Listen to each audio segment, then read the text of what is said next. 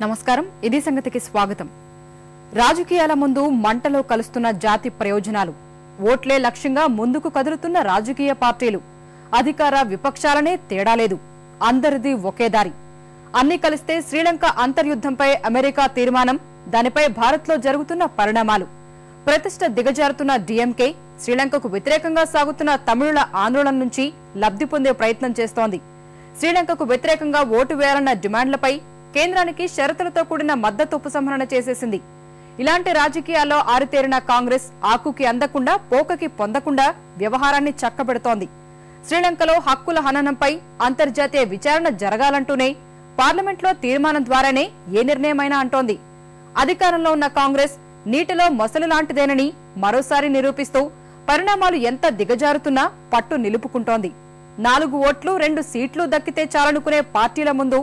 మానవ హక్కులకు దేశ ప్రయోజనాలకు